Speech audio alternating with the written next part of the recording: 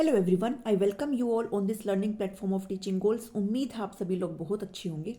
आज की इस वीडियो से मैं आपकी जो है क्विक रीजन सीरीज स्टार्ट करने वाली हूँ, हिंदी की भी और इंग्लिश की भी। ठीक है, और टाइम मिलेगा तो मैं अदर सब्जेक्ट को भी ज़रूर कवर करूँगी।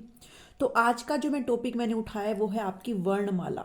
और ये वो बच्चों वाली वर्णमाला तो है ही, लेकिन यहाँ से क्वेश्चन एचटेट हो या फिर रीट हो, ठीक है, इन एग्जाम में यहाँ से question, even KVS D triple S भी है ना, यहाँ से एक क्वेश्चन ज़रूर आता है, दो क्वेश्चन भी आ सकते हैं। तो आप ये मान के चलो, अगर आप एचटेट के एग्जाम में जा रहे हो ना, तो यहाँ से एक क्वेश्चन है, और इस वीडियो को देखने के बाद आपका वो एक क्वेश्चन नहीं छूटेगा, ये मेरी गारंटी है।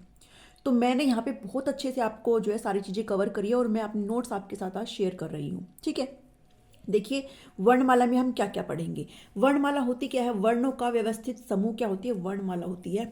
वर्णों को ध्वनि भी कहते हैं। ठीक है, भाषा की प्रारंभिक ध्वनि क्या होती है? वर्ण होती है। और भाषा की सबसे छोटी इकाई भी क्या कहलाती है? वर्ण कहलाती है। भाषा की सबसे छोटी सार्थिक इकाई अगर आपसे पूछे तो वो क्या होती है? शब्द होती है। ठीक है, जिसका अर्थ निकलता हो। उसके बाद ऐसी ध्वनियां जिसके टुकड़े या फिर खंड ना हो, वो क्या कहलाती है? वो वर्ण कहलाते हैं। ठीक है, आप सभी ध्यान रखेंगे, जो कुल वर्ण है हमारी हिंदी में वो 52 है। ठीक है, जिसमें से शुद्ध वर्ण है वो 11 तो आपके क्या स्वर होते हैं, वो 33 व्यंजन होते हैं। आपसे अगर कोई पूछे ना टोटल वर्ण कितने हैं, तो आप 52 मार्क करिएगा, और अगर शुद्ध वर्ण पूछे तो आप 44 मार्क करेंगे। वर्णों के प्रकार स्वर और व्यंजन होते हैं। स्वर आप सभी को पता है, जो ए आ ई है ना, ये सभी क्या स्वर होते हैं, और व्यंजन आपके कै कबूतर से स्टार्ट होते हैं। ठीक है, शुद्ध परिभाषा के अनुसार वर्णों की संख्या 44 ही है। आप सभी ध्यान रखेंगे कि अगर शुद्ध वर्ण पूछे तो 44 है, और टोटल वर्ण पूछे तो 52 आते हैं। ठीक है, वर्णों की जिसमें से आपके 11 जो है स्वर व्यंजन होते हैं, शुद्ध वाले स्वर होते हैं, और 33 क्या होते हैं? व्यंजन होते हैं। नेक्स्ट देखेंगे अयोगवाह कौन से वर्ण होते हैं। अयोगवाह जो है 2 वर्ण होते हैं। आपसे डायरेक्ट एग्जाम में क्वेश्चन पूछ सकते हैं, भाई बताओ अयोगवाह कितने वर्ण होते हैं, तो आप बताएंगे 2 होते हैं। ये जो अंग और आहा होता है ना, ये अयोगवाह होते हैं। ठीक है, जो ना स्वर हो ना व्यंजन हो, ये हमेशा स्वर के साथ काउंट होते हैं। अब ये जो अयोगवाह है ना, ना तो ये स्वर होते हैं ना ये व्यंजन होते हैं। अंग और आहा ये क्या होते हैं? अयोगवाह होते हैं। ठीक है, ना ये स्वर होते हैं ना व्यंजन होते हैं ये, लेकिन ये काउंट किसके साथ होते हैं? ये स्वर के साथ काउंट होते हैं। ठीक है, टोटल स्वर है वो 13 हो जाते हैं। 11 तो जो होते हैं ना, वो जो शुद्ध स्वर होते हैं ना वो होते हैं, लेकिन अयोगवा काउंट करके कितने हो जाते हैं? 13 हो जाते हैं अयोगवा के साथ। ठीक है, अब स्वर देखिए कौन कौन से होते हैं। ये आपके ए आ ई और यहाँ से लेके आपके औ तक जो है वो शुद्ध स्वर होते हैं ये, और ये जो अंग और आहा है ये क्या है? अयोगवा होते हैं 2। इसके साथ आपके कितने हो जाते हैं? 13 जो है स्वर हो जाते हैं। ठीक है, अगर शुद्ध स्वर पूछे तो आप लोग 11 मार्क करेंगे, और अगर टोटल स्वर पूछे अयोगवा के साथ तो आप लोग 13 मार्क करेंगे। ठीक है, मैंने यहाँ पे आपको बता दिया क्या अयोगवा है। ठीक है, अब चलिए आगे देखते हैं। ये रह गया, देखिए जो अंग होते हैं, ठीक है, जो ये बिंदी वाले होते हैं ना, इनको अनुस्वार बोला जाता है, जो कि नाक से बोले जाते हैं। जबकि ये जो चंद्र बिंदु वाले होते हैं ना, इनको अनुनासिक बोलते हैं। ये आए हुए हैं एग्जाम में, भाई अनुस्वार कौन से होते हैं? ये अंग वाले होते हैं। ठीक है, ये नाक से बोले जाते हैं, जबकि चंद्र बिंदु वाले होते हैं ये नाक और मुंह दोनों से बोले जाते हैं। ठीक है, नेक्स्ट देखिए स्वर के प्रकार क्या होते हैं। यहाँ से क्वेश्चन आते हैं अच्छे से उठ के, भाई स्वर के कितने प्रकार होते हैं। तो उच्चारण तथा काल के आधार पर स्वर के कितने 3 प्रकार होते हैं। ह्रस्व स्वर, दीर्घ स्वर और प्लुत स्वर। ह्रस्व स्वर को एक मात्रिक स्वर, मूल स्वर भी बोलते हैं। ध्यान रखना ये सभी को, जिनके इन इन जो स्वरों के उच्चारण में कम से कम समय लगता है। जैसे आपके ह्रस्व स्वर कौन से होते हैं? ए होता है, और जो आ होता है ना उसमें ज्यादा समय लगता है, इसलिए ह्रस्व स्वर नहीं होता।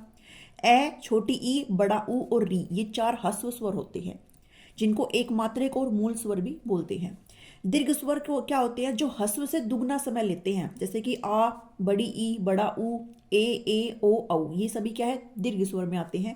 इनको द्विमात्रिक बोलते हैं। इसको एक मात्रिक बोलते हैं, इसको द्विमात्रिक बोलते हैं। ठीक है, यहाँ पे जैसे मैंने आपको बताया भी हुआ है। अब ये जो ए है ना, ए प्लस ई से मिलके बनता है, इसलिए इसको संयुक्त स्वर बोलते हैं। ऐसे ही ए और ओ और औ, ये क्या है? संयुक्त स्वर है। ये कैसे मिलके बनता है ना, आप यहाँ से आप इनको जो है देख लेना। वीडियो बहुत लंबी हो जाएगी, इसलिए मैं आपको थोड़ा सा शॉर्ट में बता रही हूँ। ह्रस्व स्वर जो होते हैं उनको मूल स्वर, एक मात्रिक और लघु स्वर बोलते हैं, जबकि जो दीर्घ स्वर है उनको द्विमात्रिक स्वर भी बोलते हैं। ध्यान रखना, बहुत इंपॉर्टेंट चीजें हैं। उसके बाद आपके आते हैं प्लुत स्वर। ह्रस्व से 3 गुना समय लगता है इसमें। जो पहले वाला था ना, एक मात्रिक वाले स्वर जो थे, उनसे 3 गुना समय लगता है। इसमें 3 अंकों का प्रयोग होता है। कैसे होता है? देखिए, जैसे ऐसे लिखा जाता है ना, ओम, ओ उ ऊ, यहाँ पे क्या है, 3 अंकों का प्रयोग है, ओ उ ऊ एम, ओम। ठीक है, यानी कि जब हम बोलते हैं तो ऐसे बोलते हैं ओम। तो यहाँ पे क्या है, यू की जगह, मतलब यहाँ पे क्या है, इसलिए ये प्लुत स्वर है। ठीक है, यहाँ पे क्या है, ह्रस्व स्वर से ज्यादा समय लगता है।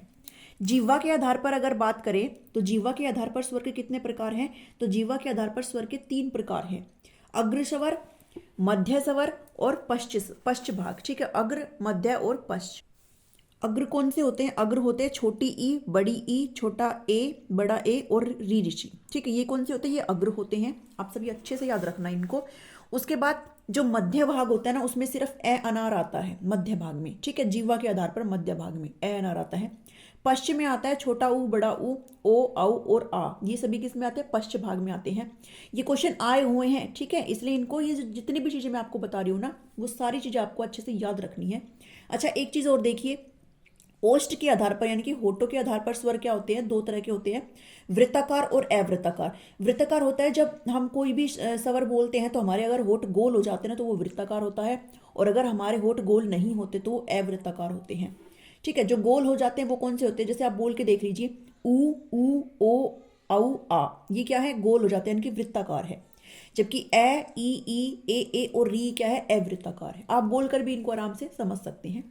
अब व्यंजन पे आ जाइए, सबसे ज्यादा जरूरी है, यहां से क्वेश्चन आते हैं जो स्वर की सहायता से बोले जाए। यहां से पिछली बार भी एक क्वेश्चन आया हुआ था, और एचटेट में हमेशा क्वेश्चन बनता है इस वर्णमाला से, जो स्वर की सहायता से बोले जाए। ठीक है, यानी कि जो ये जो व्यंजन है वो अकेले नहीं बल्कि स्वर की सहायता से बोले जाते हैं। कैसे, जैसे मान लो ये कै है, तो कै में क्या मिला हुआ है, कै में एक ए मिला हुआ है। ठीक है, तो ये क्या है, स्वर है, यानी कि स्वर की सहायता से बोले जाते हैं। शुद्ध परिभाषा के अनुसार व्यंजन कितने होते हैं, 33 हैं। ठीक है, ठीक है, 33 हैं। जबकि बढ़े हुए 6 है जो, उसके बाद कुल व्यंजन आपके 39 हो जाते हैं। मैंने आपको पीछे ये जो स्वर बताए थे ना, जिसमें शुद्ध थे 11, और टोटल अगर स्वर बात करें अयोग वा के साथ तो 13 थे। ठीक है, और टोटल जो वर्ण होते हैं वो 52 है, जबकि जो शुद्ध वर्ण है वो कितने, 44 है। तो ऐसे यहाँ पे व्यंजन बताए गए, जो शुद्ध व्यंजन है वो 33 है, और कुल जो व्यंजन है वो 39 हो जाते हैं। ठीक है, बढ़े हुए कितने हैं, 6 हैं। आप ध्यान रखना। अब देखिए, ये आपको अच्छे से समझना जरूरी है। इसको आप कैसे लर्न कर सकते हो, कै खे गै घै डै चै छ जै। अब छोटे बच्चे ने इनको ना जल्दी से आते हैं, लेकिन हम लोग भूल जाते हैं। तो मैं एक तरीका बता देती हूँ, आप इसको इससे याद कर सकते हो। कचट तप, यानी कि कै च टे तै पै, मैंने ऐसे याद कर रखा, आप भी ऐसे याद कर लीजिए, कचट तप। ठीक है, उसके बाद ये तो आप कर ही लेंगे, कै खे गै घै डै चै छ जै झै नै टा ठा डा ढा अणा ता था दा। ठीक है, ऐसे।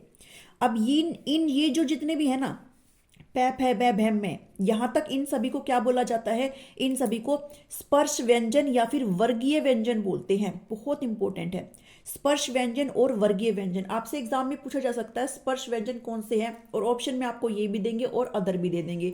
तो आपको पता होना चाहिए भी स्पर्श व्यंजन है ये, और इनको वर्गीय व्यंजन भी बोलते हैं। ठीक है, इनमें क्या होता है, इन व्यंजनों में जीवा है अंदर के भागों को स्पर्श करती है। इसमें जो आपकी जीभ है ना, वो अंदर के भागों को टच करती है। आप बोल के देख लो, जैसे आप बोल रहे हो कै, तो कै जब आप बोलते हो आप, तो आपकी जीभ जो है अंदर टच करती है। ठीक है, इसलिए यहाँ पर ये लिखा हुआ है। उसके बाद आपको पता होना चाहिए भी पहला व्यंजन कौन सा है, पहला व्यंजन कै है। ठीक है, कै कबूतर है, ऐसे आप कर लेना इनको। ये 1 से 5 वर्ग में बटे हुए हैं, यानी कि ऐसे जब जाते हो तो कितना है, 5 होता है। ठीक है, ऐसे 5 है, और ये टोटल कितने हैं, ये टोटल 25 होते हैं, 25 होते हैं, जिनको स्पर्श व्यंजन या फिर वर्गीय व्यंजन बोलते हैं। अच्छा, अब ये जो 5वें है ना, ये वाली जो लाइन है, यानी कि ये कचट तब की जो एंड वाली जो लाइन है ना, जिसमें आपका ये डे अणे और ये अणा न और मैं, ये जो भी है ना, इनको हो सकता है अलग नामों से बोला जाए, मैं इनको ऐसे ही बोलती हूँ।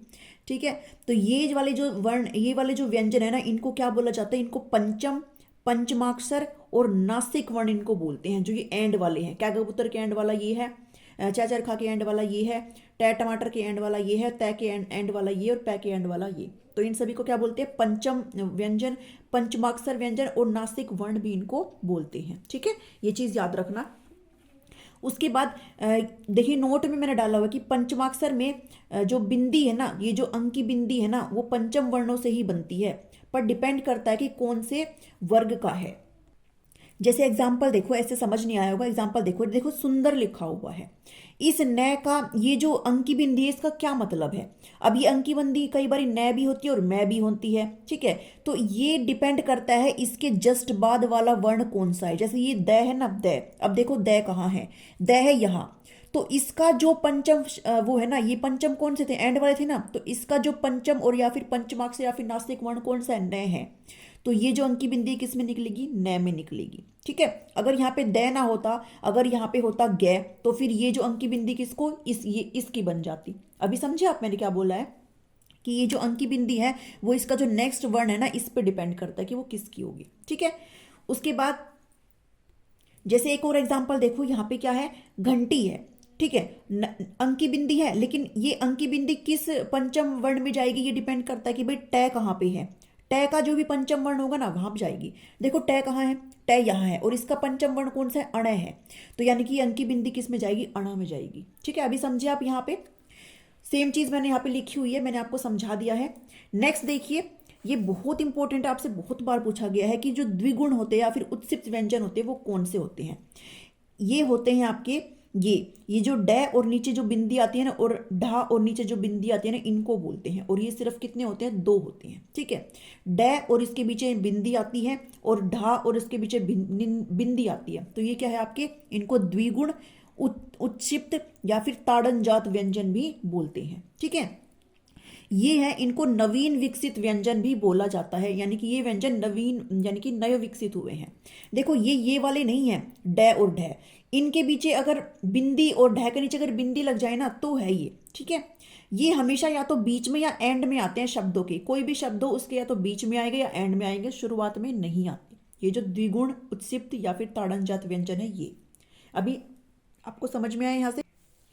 उसके बाद है अंतस्थ व्यंजन। कौन से होते हैं, अंतस्थ व्यंजन होते हैं य, र, ल, व। कौन से होते हैं, य, र, ल, व होते हैं, ठीक है। ये वर्ण जो जीभ से सटकर बोले जाते हैं, आप बोल के देखिए, ये जीभ से सटकर बोले जाते हैं, इसको इसलिए इसको अंतस्थ बोलते हैं। बस आपने इतना याद रखना है कि य, र, ल, व कौन से है, अंतस्थ व्यंजन है, ठीक है।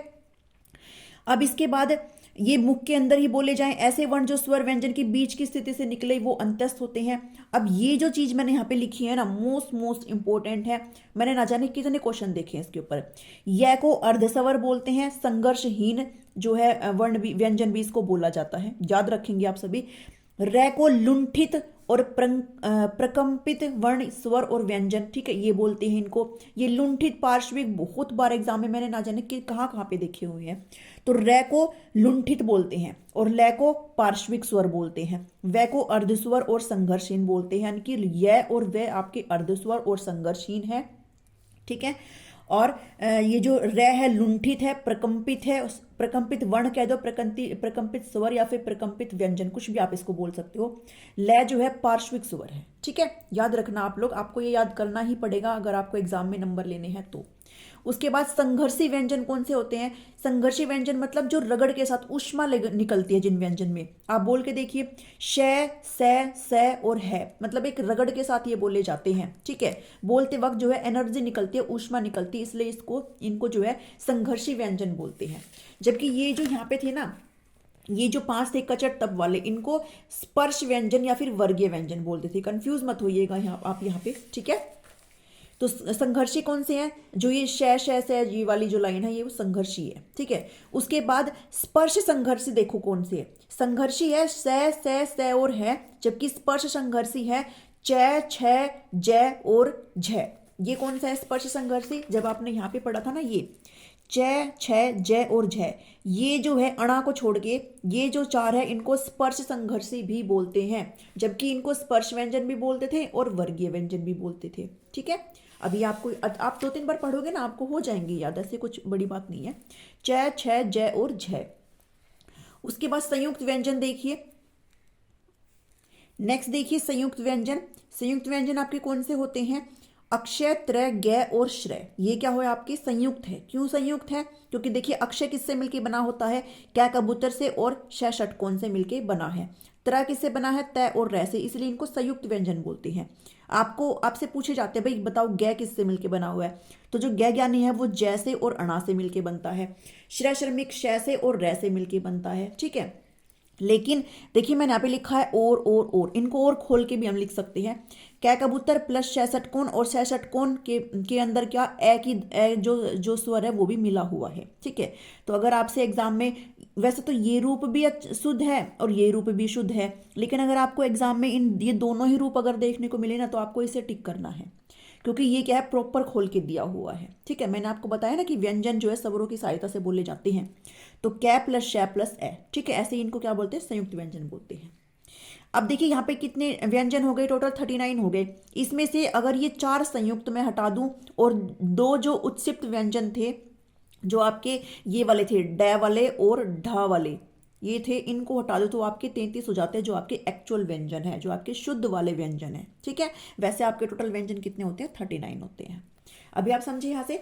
उसके बाद चलिए देखते हैं भाई जो वर्ण है वो उच्चारण स्थान पे भाई कैसे कहाँ पे बोले जाते हैं। अभी आपने बहुत क्वेश्चन देखे होंगे अघोष अघोष के, अल्प प्राण महाप्राण के। यहाँ से क्वेश्चन आपका बन सकता है, आपका इस पूरे चैप्टर में ना कहीं से भी बन सकता है, तो आप इस पूरे चैप्टर को अच्छे से करके जाना। और मैंने जो आपको ये नोट्स प्रोवाइड करे हैं ना, इसके अलावा इससे सही आपको कहीं नहीं मिलेंगे। मैंने बहुत अच्छे से नोट्स बनाए हैं, और नहीं समझ में आ रहा है ना ऐसे तो मैं आपको समझा भी रही हूँ, इसलिए अपनी वीडियो को ना, इस वीडियो को पूरी देखना। ठीक है, और चैनल को जरूर लाइक करिए, सब्सक्राइब करिए। ठीक है, चलिए वर्ण देखिए उच्चारण के स्थान पर जो है कैसे कैसे होते हैं। घोष यानी कि स्वर तंत्रियों में कंपन के आधार पर, और प्राणत्व यानी कि वायु के आधार पर।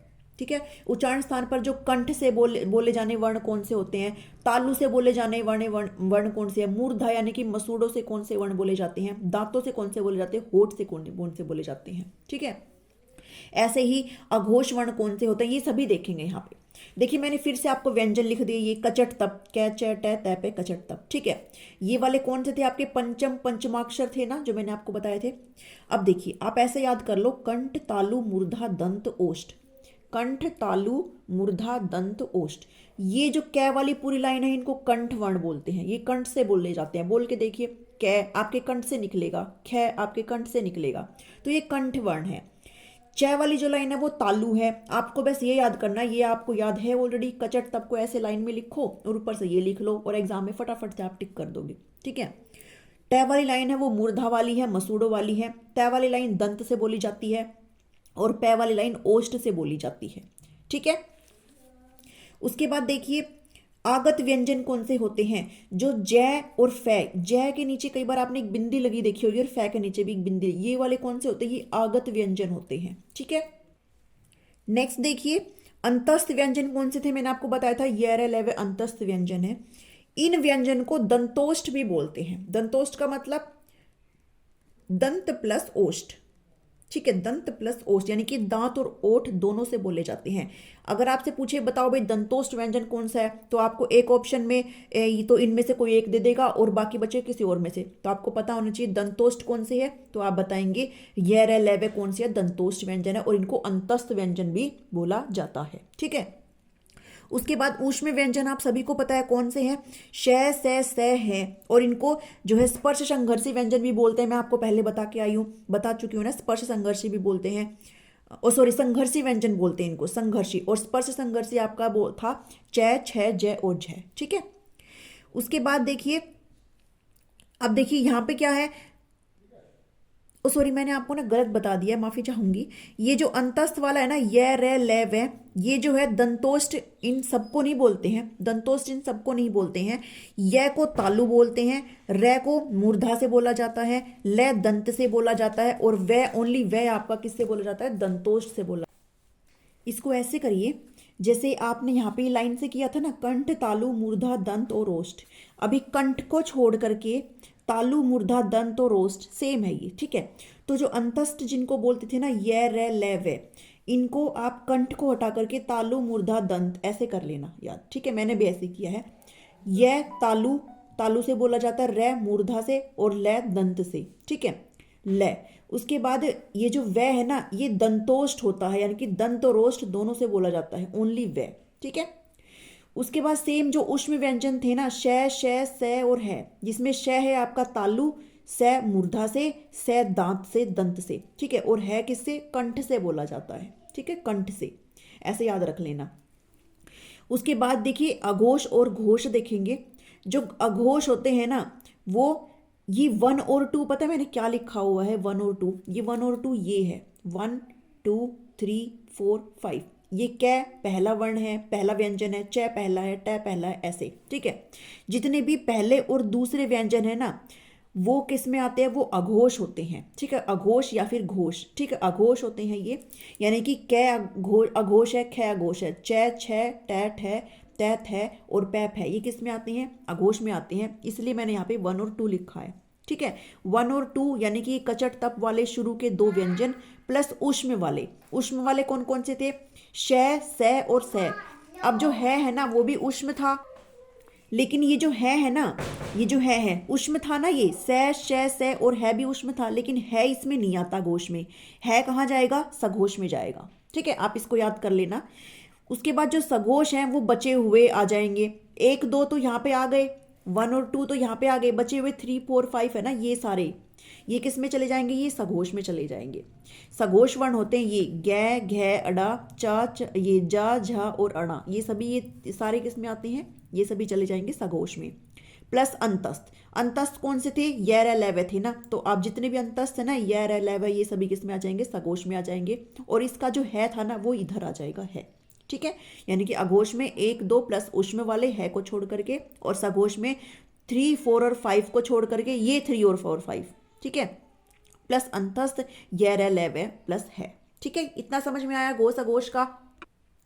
अब देखेंगे प्राणत्व के आधार पर, वायु के आधार पर अल्प प्राण होते हैं और महाप्राण होते हैं। ठीक है, अल्प प्राण मतलब कम, यानी कि कम वायु निकलती है, महाप्राण में ज्यादा वायु निकलती है। ठीक है, जब हम बोलते हैं इनको अल्प प्राण में 1 3 और 5, वहां पे भी वो सेम था जैसे मैंने कचट तप, यहाँ पे देखिए, यहाँ पे 1 3 और 5 कौन सा है इसमें, ये जो 1 3 5 मैंने यहाँ पे लिखा था ना, ये 1, ये जो सघोष था ना, इसमें तो क्या लिखा था मैंने, अघोष में 1 और 2 था, लेकिन अल्प प्राण में 1 है, 3 है और 5 है, यानी कि ये वाली लाइन, 3 वाली लाइन और 5 वाली लाइन, ये किस में आएगी, ये आपकी अल्प प्राण में आएगी। ठीक है, अब देखिए 1 3 5 वाली लाइन प्लस में अंतस्थ य र ल व किस में, अल्प प्राण में आ जाएंगे।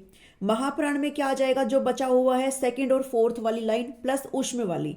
ठीक है, अब उष्म, इसमें उष्म में ना सारे आएंगे, श स है, जबकि जो अघोष वाली थी उसमें उष्म वाला जो है था वो अघोष वाले में था। ठीक है, तो अभी आपने ये अच्छे से याद कर लेना। यहाँ पे क्वेश्चन आते हैं अल्प प्राण महाप्राण, आप पीछे के क्वेश्चन उठा करके देख लीजिए, आते हैं क्वेश्चन। ठीक है, अब जो है स्वर भी पूछे जाते हैं आपसे, स्वर भी पूछे जाते हैं, बताओ ये घोष है, प्राणत्व के आधार पर कौन से हैं। ठीक है, उच्चारण इनका कहाँ है, तो स्वर को भी देख लो, स्वर भी पूछे जाते हैं, क्योंकि क्वेश्चन नहीं पता भाई कहाँ से बनेगा। ठीक है, तो आपको कुछ भी नहीं छोड़ के जाना है। उच्चारण के आधार पर देखिए कंठ तालु मूर्धा है, ये था ना, कंठ तालु मूर्धा, दंत ओष था ना, दंतोष था, तो यहाँ पे देखिए जो ए अनार आ आम और आहा है ना, अयोग हुआ था ना, आहा, ए आ आहा क्या होता है, कंठ से बोले जाते हैं। छोटी ई बड़ी ई तालु से बोलते हैं, री मूर्धा से बोलते हैं, ऊ और आऊ बोलते हैं ओष्ठ से। ठीक है, उसके बाद कंठ तालु दोनों से मिलाकर के बोलते हैं, ए और ये ए। ठीक है, दोनों वाले। उसके बाद ओ औ बोलते हैं कंठोष्ठ, यानी कि कंठ प्लस ओष्ठ। ठीक है, कंठोष्ठ से बोलते हैं। नासिक अंग बोलते हैं। ठीक है, नाक से कौन से बोले जाते हैं, अंग बोले जाते हैं। ठीक है, अगर आपसे पूछा जाए बताओ भाई जो कंठ होते हैं वो कौन कौन से होते हैं, तो जो कंठ से बोले जाते हैं ना वो स्वर और व्यंजन कौन कौन से होते हैं, ये मैंने ऐसे ही लिख रखा है, मैं आपको बता देती हूँ। ए आ और अंग क्या है, कंठ से बोले जाते हैं, प्लस कै वर्ग सारा।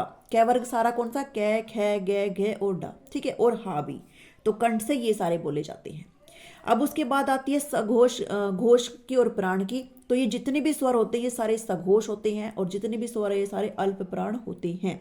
जो स्वर होते हैं वो अघोष और महाप्राण नहीं होते। ठीक है, तो आप ध्यान रखेंगे जितने भी जो स्वर है वो सघोष होते हैं और अल्प प्राण होते हैं। तो ये था आज का आपका टॉपिक। वीडियो थोड़ी बड़ी हो गई है, लेकिन आपको सारी इन्फॉर्मेशन यहाँ पे मैंने प्रोवाइड कर दी है। अगर इसको बोर्ड पे समझाने बैठे तो पूरे 1 घंटे का ये टॉपिक हो जाता है। ठीक है, 1 घंटे से भी ज़्यादा का चला जाएगा। तो मैंने आपको जो है वैल्यूएबल इन्फॉर्मेशन यहाँ पे प्रोवाइड करी। आई होप आपकी यहाँ पे जो है हेल्प हुई होगी। वीडियो पसंद आती तो आप ज़रूर लाइक करें, चैनल को सब्सक्राइब करें और सभी के साथ शेयर करें। ठीक है, ज़्यादा से ज़्यादा लोग देखेंगे मुझे भी अच्छा लगेगा। ठीक है, तो चलिए मिलती हूँ आपसे नेक्स्ट टॉपिक में और नई वीडियो में। अब अगला टॉपिक आप मुझे बता देना, मैं वही टॉपिक पिक कर लूँगी। ठीक है, thank you, thanks for watching me.